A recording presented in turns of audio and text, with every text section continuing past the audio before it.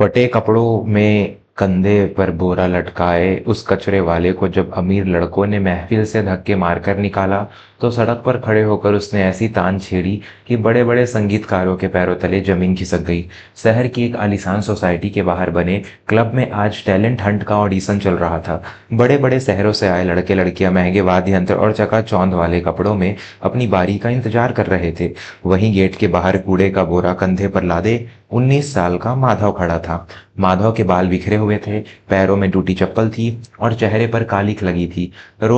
वह रोज सुबह इसी क्लब के बाहर से कचरा उठाता था, लेकिन आज उसके कदम वहीं रुक गए। अंदर से आ रही हारमोनियम की आवाज ने उसके भीतर सोए हुए कलाकार को जगा दिया था। माधव अनजाने में ही अंदर जाने लगा। सुरक्षा गार्ड ने उसे जोर से धक्का दिया। ए ओए, कहाँ घुसा जा रहा है? ये तेरी कचरा मंडी नहीं है। भाग यहाँ से, वरना पुलिस को बुला लूंगा। माधव ने हाथ जोड़कर कहा, साहब बस एक बार अंदर देख लेने दो, मुझे गाना बहुत पसंद है। तभी अंदर से कुछ रईस लड़के बाहर आए। उन्होंने माधव का मजाक उड़ाना शुरू कर दिया।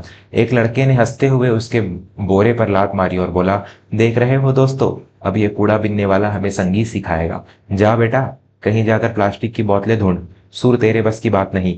माधव का अपमान हुआ पर उसने कुछ नहीं कहा। वह चुपचाप गेट के बाहर फुटपाथ पर जाकर बैठ गया। उसका दिल भारी था। उसने अपनी फटी हुई कमीज से आंसू पोंछे और अनजाने में ही गुनगुनाने लगा। अचानक उसकी आवाज में एक ऐसी कशिश पैदा हुई कि सड़क पर चलती गाड़ियां रुकने लगी।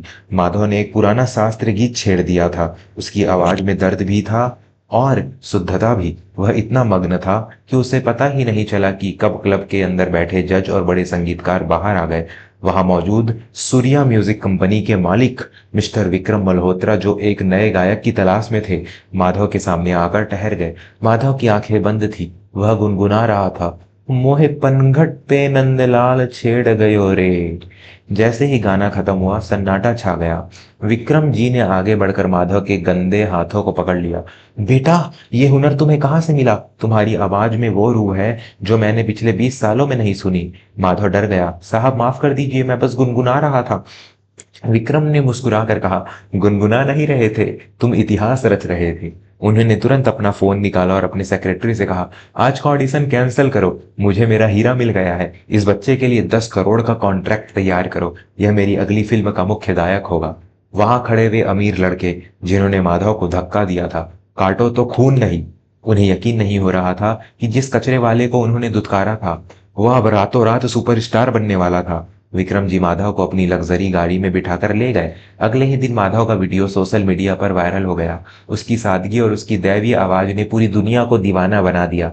5 महीने बाद जब एक बड़े अवार्ड फंक्शन में माधव को बेस्ट सिंगर का अवार्ड मिला तो वह उसी फटे बोरे के साथ लेकर मंच पर पहुंचा। उसने कहा, ये बोरा मुझे याद दिलाता है कि मैं कहाँ से आया हूँ। हुनर कपड़ों में नहीं, इंसान की मेहनत और भगवान के आशीर्वाद में होता है। आज माधव के पास बंगला है, गाड़ी है, पर वह आज भी उन्हीं गलियों में जाकर गरीब बच्चों को संगीत सिखाता है।